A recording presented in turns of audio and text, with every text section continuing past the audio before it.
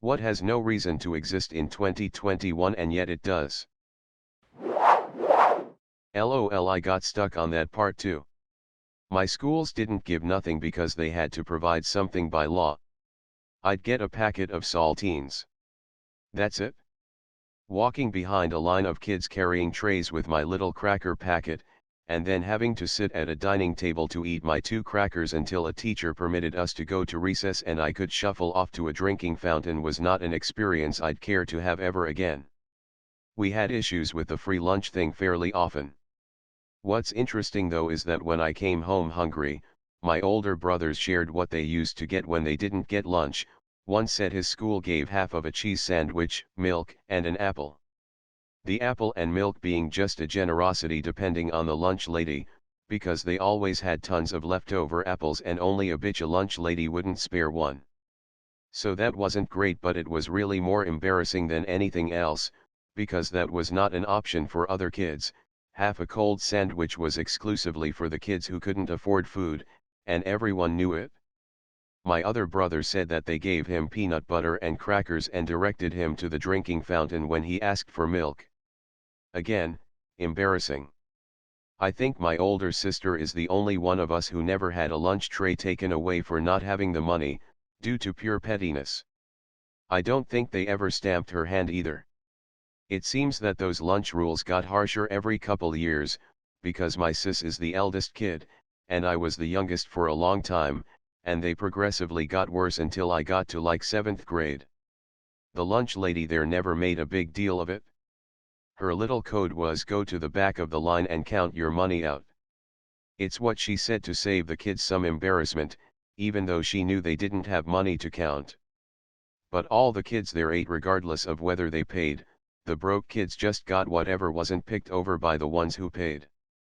I think everyone knew what it meant when you got sent to the back of the line, but it was a much better system. She was a good person. That's been the same at the 2 places I've worked that had this. If you're paying by electronic check or transfer, there was no fee. If you paid by credit or check card, there was a non-trivial fee. Personally, I think it is ridiculous to charge any fee for electronic payments because you end up saving close to that amount by cutting down on the payroll hours spent processing checks. For one of these buildings, I had to overnight the checks to goddamn New York, no more than 15 checks per envelope, per company policy. We spent at least a couple hundred, just on postage, every month because we wouldn't eat the 3.5%, or whatever, transaction fees. This would also take me a few hours a week, let's say 4. Then I would also spend 1 hour answering emails from accounting and my boss every week because accounting could not figure out why a check might get posted to an account on the 5th and then not show up in the bank until the 6th or 7th. Physical checks had a note in the software that indicated they had been overnight for deposit. Even my boss couldn't wrap his head around it. Just absolutely the worst fucking place to work. Edit, this was in Washington, D.C., your laws may vary. Edit 2, I remembered the deal with the check scanner, it didn't print the franking on the back properly and instead of fixing it, they wanted me to FedEx checks to New York for depositing. I had a car financed through a credit union where they automatically withdrew the payments via electronic draft. At some point I generally wonder how many payments I have left since I knew I was close only to realize that I'd already completed my term and was on month 4 of them still taking money out. I call up there and say, hey, why are you still taking money out when the car is paid for? And she said something along the lines of because I didn't call them to let them know. I was completely floored by all of this. At any rate, I'm really surprised at some of this. I work for a large auto finance company where the system we use will automatically calculate that last payment and includes the prorated interest for a true zero balance and can pay it pretty much however you'd want. It's always interesting to see how other companies do things compared to ours. Edit, grammar/spelling. Scientology. They literally broke into the IRS, stole documents, and blackmailed its board to get recognized as a religion and run a blackmail scheme with recordings of their therapy sessions to coerce people into paying exorbitant sums of money to go clear and buy them real estate, practice excommunication and squelch dissenters, all while covering up uncountable sexual assaults and literal imprisonment. Plus they are worldwide, and since they store all their criminal assets as above-board real estate investments, they are dug in like a botfly. It's the single most successful subversion of the rule of law in the USA and a vile web of unthinkable abuse. We got Keith Reiner and whatever his dumb shit was called. Now the only strongman president I want to see is one that absolutely fucking nails that fucking Antichrist David Miscavige. Free those fucking children. And adults being blackmailed into masquerading as vehement supporters of their religious freedom. Those people are being imprisoned with impunity. The main issue is that once dueling culture becomes prevalent, as has happened before, consent becomes very iffy. Lots of people fought duels because they felt they were obligated to do so, due to societal pressures and the general notion of honor. Is it still consent when you firmly believe you have no other choice but to accept a duel, even if you really don't want to fight it? Is it still consent when declining the duel could ruin your societal standing and reputation? There's a reason why duels were outlawed. All of them were nominally consensual, but in practice a lot of them had one party who really wanted to fight a duel, and another who felt they had to fight it and had no real option to decline. The problem is, as can be seen from when it was still practiced, it promotes attitudes that forces people into duels. It makes people begin thinking about duels as legitimate means to resolve problems over other solutions. And suddenly people will tell you to defend your honor because of something a person did that they see as a slight on your honor. Which was how duels not uncommonly happened. I sort of remember one account of a duel where one party insisted on trying again and again since they kept missing each other, musket pistols, and eventually one of them died.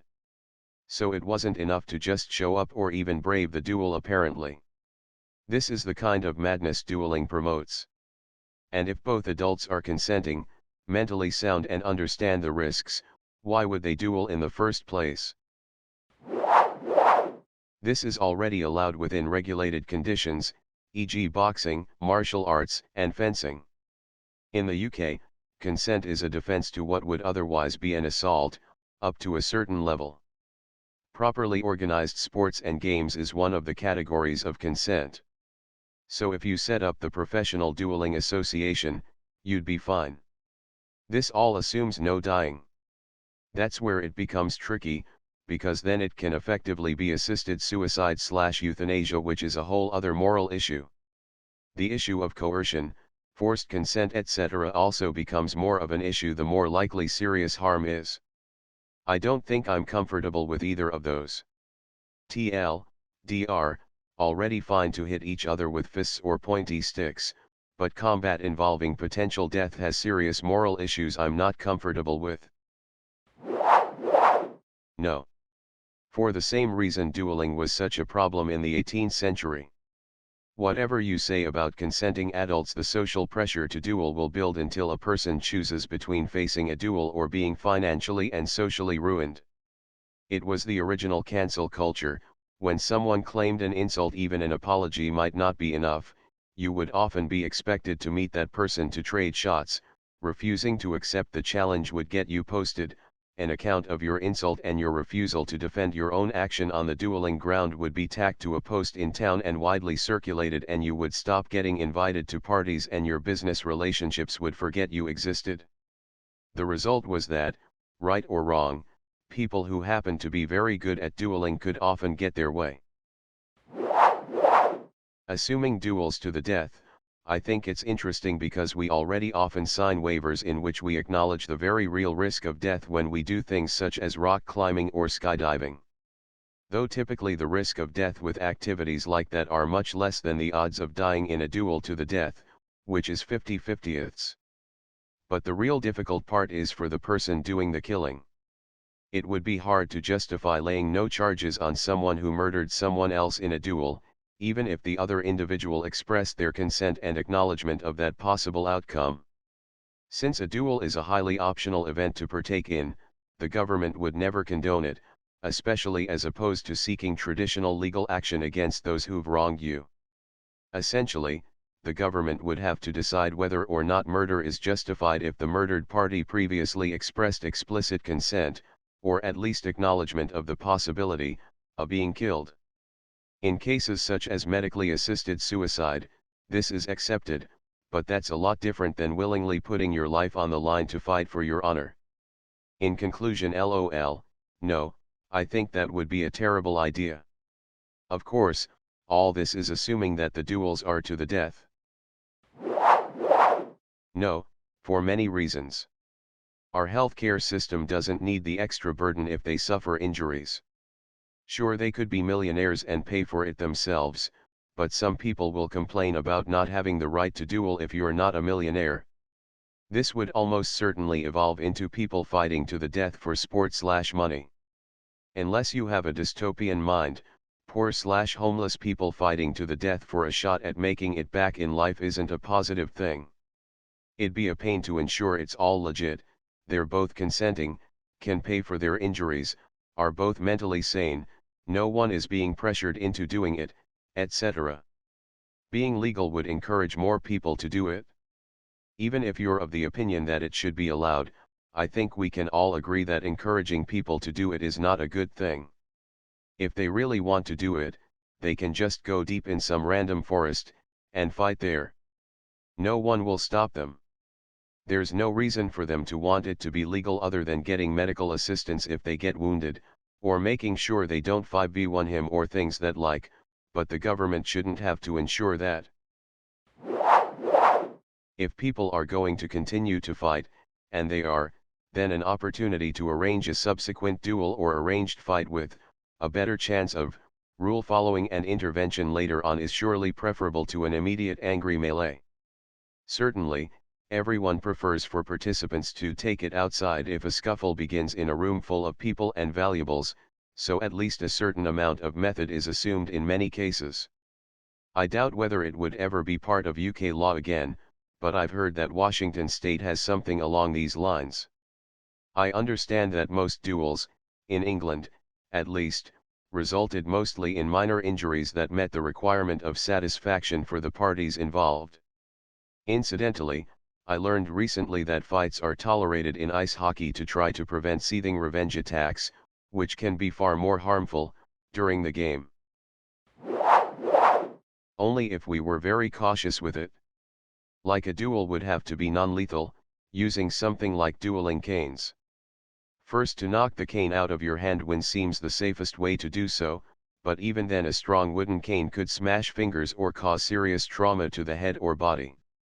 Basically, I think we should allow non-lethal duels to be shown. Just BC they'd be cool, but it would have to be more for sport than for actually solving disputes like duels used to. If you based your honor on duels, you could very well get yourself killed just trying to stand up for yourself. If you base disputes on duels, you risk letting someone strong beat you senseless just to get their way. It would be very difficult to legally allow duels unless they were outright considered a sport and all duels were actually just for the fun of it. And given how often people kill each other, that's never going to happen. Technically, it's still allowed in Germany. Student fraternities still do something similar to duels. Nowadays you won't get killed and shooting is forbidden, but they do fence with sharp swords and without helmets. It's partly used to settle a fight between two parties and partly because of tradition/fun/who got the bigger balls. I read a lot about the difficulty of verifying the legitimacy of deaths and escalating behavior.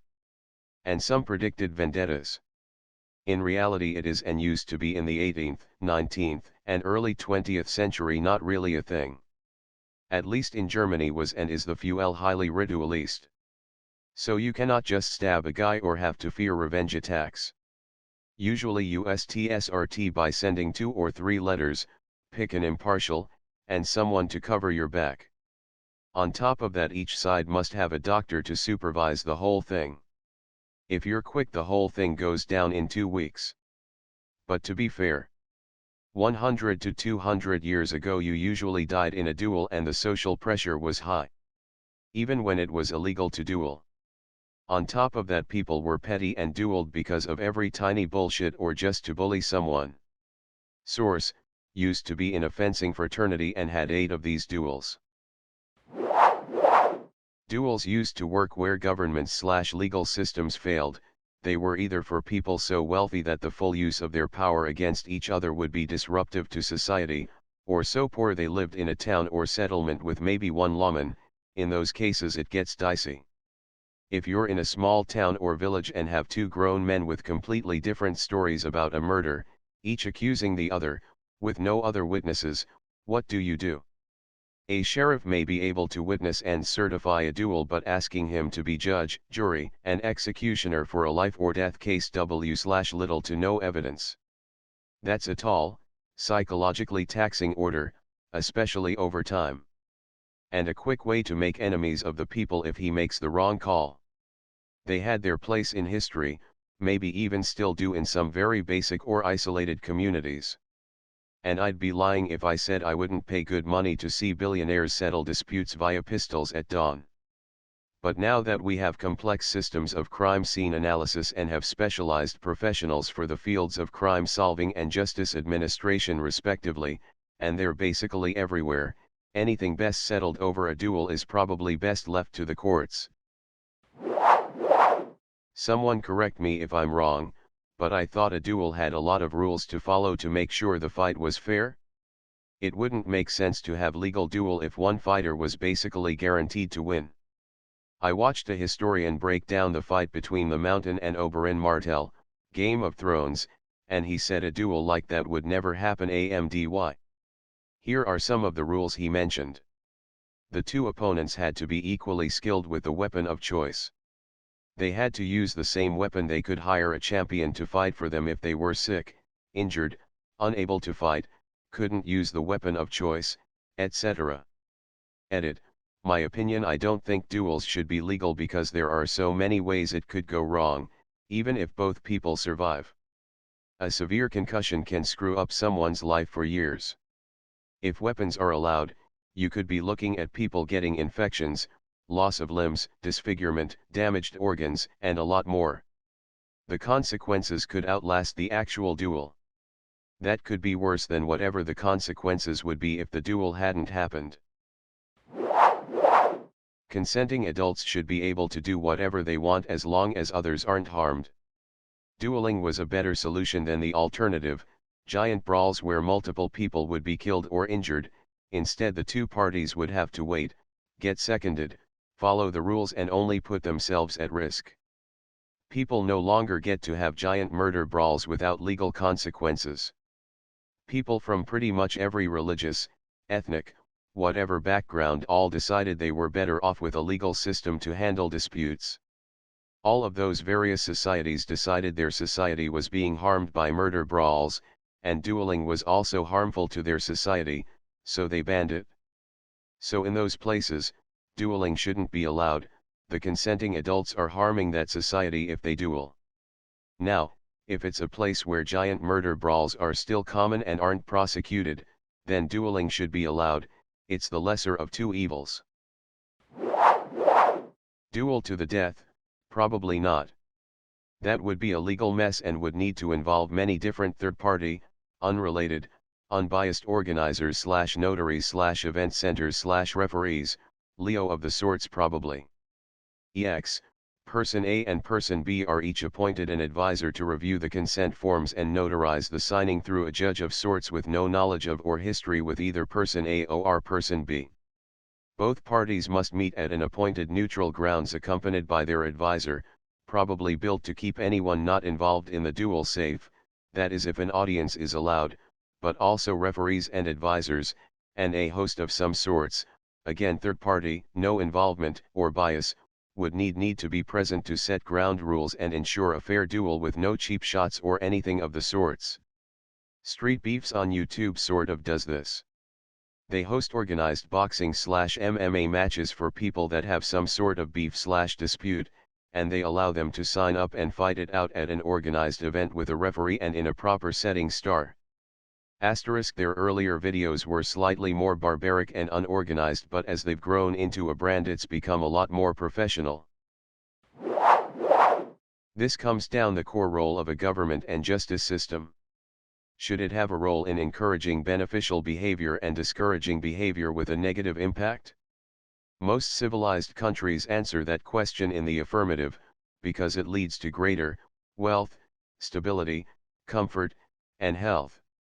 Obviously, allowing dueling would lead to an increased cost to society in immediate damages resulting, including health care for those injured, permanent disability resulting, loss of productivity from those at their prime age for contributing to society, those are the people likely to duel, etc.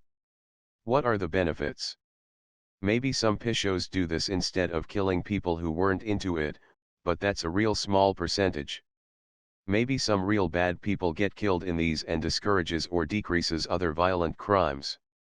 Maybe it even discourages petty crime based upon the risk or fear of being challenged as a result thereof. However, I see less concrete benefits, and my guess is if we did a statistical analysis and a few models, not dueling would prove to have the greater benefit.